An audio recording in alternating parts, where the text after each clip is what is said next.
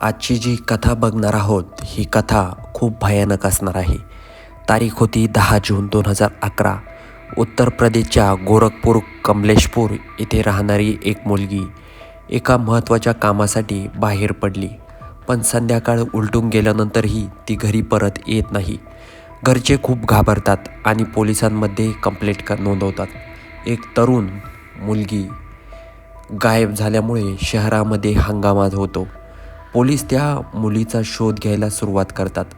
पोलिसांना मुलगी सापडते पण तिचा मृत्यू झालेला असतो. त्यामुळे त्याची बॉडी घरच्यांना देतात. घरचे अंतिम संस्कार करतात. त्यानंतर पोलिसांना प्रश्न पडतो की या मुलीची हत्या कशी झाली, आणि त्याच प्रश्नाचं उत्तर पोलीस ठिकठिकाणी शोधत होते. मुलगी कशा पद्धतीनं गायब झाली याचं उत्तर पोलिसांनाही माहीत नव्हतं.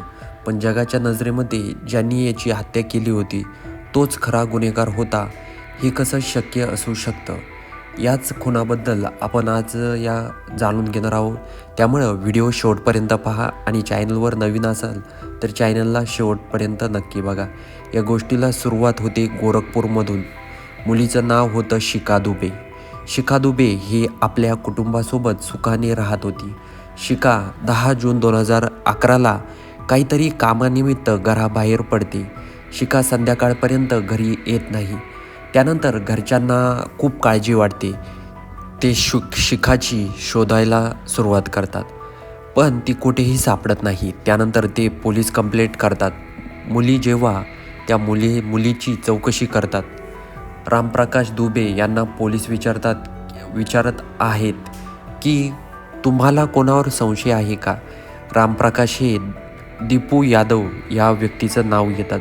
मुलीचे वडील प्रकाश दुबेला विचारतात, तुम्हाला असं का वाटतं? शिखाचे वडील सांगतात की दीपू माझ्या मुलीला त्रास देत होता आणि तोच माझ्या मुलीला गायब करू शकतो किंवा त्यानेच माझ्या मुलीची हत्या केली असेल.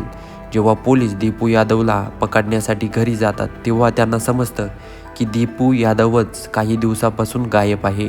त्यानंतर पोलिसांना नक्की खात्री होते की हे काम दीपू यादवने केलं असेल.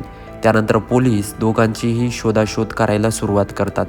त्यानंतर पोलिसांना एका जंगलामध्ये एका मुलीची बॉडी सापडते, पण त्या मुलीचा चेहरा पूर्णपणे खराब केलेला होता आणि चेहऱ्यावरून ओळख पटवून पोलिसांसाठी खूप अवघड होतं. एका मुलीची बॉडी मिळाल्यानंतर पोलीस रामप्रकाश दोघांनाही त्या ठिकाणी बोलवून घेतात. चेहऱ्यावरून तर रामप्रकाश यांना काहीच अंदाज लागत नाही, पण कपड्यावरून आणि काही गळ्यातल्या दागिन्यावरून त्यांना समजतं की आपली मुलगी आहे. पोलीस जेव्हा पोस्टमॉर्टम करतात तेव्हा त्यांना समजतं की मुलीसोबत चुकीचं काम तिच्याबरोबर झालेलं आहे आणि खूप अत्याचार देखील झालेला आहे. जेव्हा समाजामध्ये ही गोष्ट पसरते की मुलीसोबत शारीरिक संबंध होऊन मुलीला मारून टाकलं आहे, हे समजल्यानंतर समाजामध्ये एक आक्रोश तयार होतो आणि पोलिसांवर पूर्णपणे दबाव येतो. लवकरात लवकर जो कोणी आरोपी आहे त्याला अटक करा. त्यानंतर सगळे काही झाल्यानंतर मुलीचे जे शरीर असतं ते अंतिम संस्कारासाठी आपल्या कुटुंबाकडे दिलं जातं. त्यानंतर पुढच्या चौकशीला पोलीस सुरुवात करतात. पोलिसांना असं कळतं की दीपू यादवचा एक मित्र पोलिसांच्या हाती लागतो. त्यानंतर दीपू यादवचा मित्र सांगतो की दीपू यादव कायम सुवर्णभद्र येथे येत जात होता आणि तो कायम सुवर्णभद्रचा उच्चार करायचा. त्यांना पोलीस सुवर्णभद्र त्या ठिकाणी पोहोचतात आणि तिथं दीपू यादवला शोध घ्यायला सुरुवात करतात, पण त्यांना कुठेही तो सापडत नाही. जेव्हा पोलीस एका ठिकाणी चौकशी करतात तेव्हा त्यांना एका घरामध्ये सापडतं. ते घर आतमधून बंद होतं. पोलीस ज्या वेळेस त्या घरामध्ये जातात आणि घराची कडी वाजवतात किंवा कडी वाजवल्यानंतर एक महिला दरवाजा उघडते. जेव्हा पोलीस त्या महिलेला बघतात आणि त्यांना बघून त्यांना धक्का बसतो, कारण समोर जी महिला होती ती दुसरी कोणी नाही, शिखा दुबे होती. पोलीस त्यानंतर आतमध्ये बघतात तर आतमध्ये दीपू यादव पण होता. त्यांना दोघांनाही पाहून पोलिसांना धक्का बसतो. पोलीस त्यांना विचारपूस करतात आणि गोरखपूरला घेऊन येतात. तेव्हा ते सांगतात की शिखा आणि दीपू एकामेकावर प्रेम करत होते आणि त्यांना एका मंदिरात जाऊन लग्न पण केलं होतं, पण दोघेजण आपापल्या घरी राहत होते. दीपूला त्याचा एक मित्र एक गोष्ट सांगतो. त्या पद्धतीनं तो दीपू एका पूजा कुमारी नावाच्या मुलगी पूर्णपणे जवळजवळ शिखासारखीच दिसायला होती. त्याच गोष्टीचा फायदा घेण्यासाठी पूजाला ते मारतात आणि तिचा चेहरा खराब करतात. त्यानंतर पूजाला त्या ठिकाणी जंगलामध्ये फेकून देतात.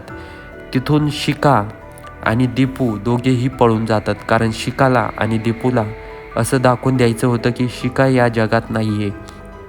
मग त्यानंतर दीपू आणि शिखा दुसऱ्या गावाकडे निघून जातात आणि तिकडे आपल्या नवीन आयुष्याला सुरुवात करतात. आणि पोलीस जेव्हा त्यांना पकडतात, दोघांनाही रंगे हात पकडल्यानंतर आणि त्यानंतर ज्यावेळेस शिखाच्या आईवडिलांना पोलीस स्टेशनला बोलवलं जातं, ही गोष्ट कळवली जाते, आपली मुलगी जिवंत आहे. त्यांना पण धक्का बसतो आणि ते शिखाला बघण्यासाठी येतात, पण त्या ठिकाणी ते सांगतात की तू आजपासून आम्हाला मेली आहे. त्यानंतर कोर्टामध्ये ही केस काही दिवस चालते आणि आता शिखा आणि दीपूचा मित्र दोघेही कोर्टाने यांना सोडून दिलं आहे. काही वर्षानंतर जी बिचारी पूजा कायमची या जगामधून गेली आहे.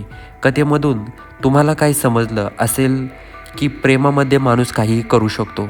जेव्हा दीपू आणि शिखा जेलमधून बाहेर येतात, तेव्हा दोघेही सेपरेट आपलं आयुष्य ला सुरुवात करतात. दीपूनंही आपण एका वेगळ्याच मुलीसोबत, म्हणजे दीपूनं वेगळ्या मुलीसोबत लग्न केलं आहे आणि शिखाने पण एका वेगळ्याच मुलाबरोबर लग्न केलं आहे आणि ही कथा त्या ठिकाणी संपते. तर प्रेक्षक मित्र, हो कथा आवडली असेल तर चॅनलला सबस्क्राईब करायला विसरू नका.